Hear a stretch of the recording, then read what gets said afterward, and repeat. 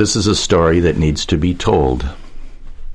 I need to emphasize more faith, less religion. There is such a chasm between the two categories.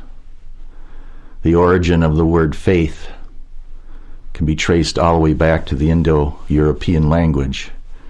Literally means tree, firmness, something you can count on, something when you have it, you don't even need proof.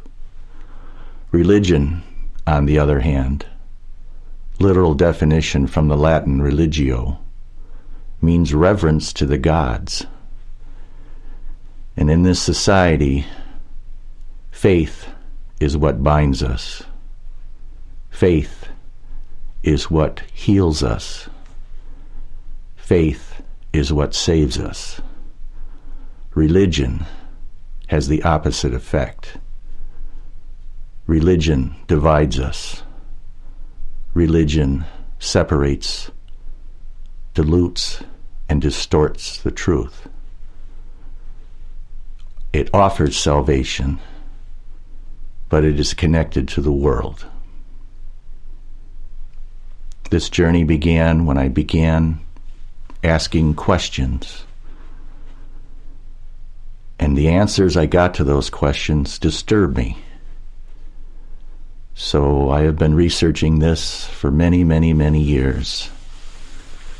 And if you enjoy this cast, I would like to take on some pretty intense material. And I realize that it can cause upheaval and questioning. But the fact is, there is no freedom without the ability to question authority. I repeat, there is no freedom if we are unable to question authority. Questioning is good. Questioning holds up to examination. Many people know who Solomon was, supposedly the wisest man in the world. People that know the story of Solomon know also how that ended. But wisdom is not knowledge. Knowledge is a component of wisdom. We live in a world now where everyone has knowledge. The little 6-inch piece of glass and plastic circuits in your hand, you can look up anything and know anything. People think they have wisdom. Wisdom is defined as knowledge, experience, and understanding. My analogy is I could teach my 2-year-old grandson how to load a 9mm handgun. He has the knowledge to do that. But without the experience and understanding of what he has, he does not have wisdom. He lacks wisdom, and therefore I will not teach him how to do that activity. Knowledge is power. Yes, it is, but as you know, power is not always used for good. The history of the world, the term the Great, whether it's Alexander the Great, Constantine the Great, there's a long, long list going back to biblical times. Simon the Great, Simon Magus. Power and knowledge is not enough to unite us, to save us, and to humble us. The world got humbled recently. People dealt with it in all kinds of ways. But the humbling aspect is how you attain wisdom. Whenever I hear great, great, great, great, great this, I think of all the historical greats and how they ended and what they did. Wisdom is something we should pursue. With the experience and the understanding of the knowledge we obtain, we have a future. And we have a future where you can say the word love, but until you use love wisely, you really haven't attained anything valuable. Over the course of the next few days, weeks, and months, I hope to continue to record a very intense subject on the difference between faith and religion, the difference between knowledge and wisdom. You only need two things to check and see if what I say is true.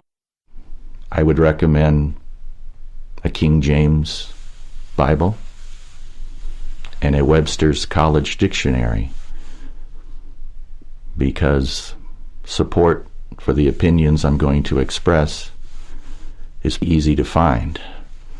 But we are tangled in a world of distortion, and I'd like to help unravel that a little bit. I'm at the age where I probably won't see my grandchildren's children, and that's fine. But before I leave, I do want to leave something for them and anyone willing to listen. I'll try to install a little humor because it's a very, very deep subject. The intensity has caused me to occasionally take all my notes and incinerate them and say it just isn't worth the effort. But like anything, the idea just wouldn't go away. It's my hope that I can continue, kind of like a professor on an old-fashioned chalkboard, laying out the subject matter for the course. You decide if you want to continue listening, decide if you want to challenge it, examine it. The book of Lamentations 3:40 says, "Test and examine your ways." When I have broached the questions to those in authority, they always answer with 3 unacceptable answers, which is the definition of you're in a cult. And how do you know you're in a cult? You are not encouraged to question authority. And if you do, the 3 answers are, you don't need to know that. You're concentrating on the wrong things. And that's the way it's always been.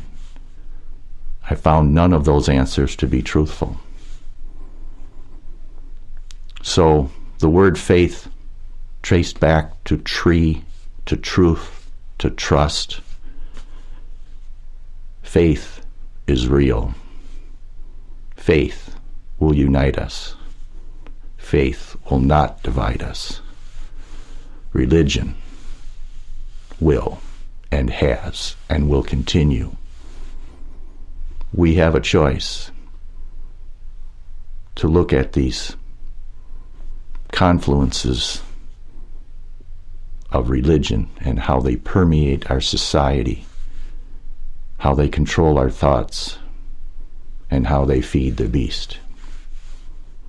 Thank you.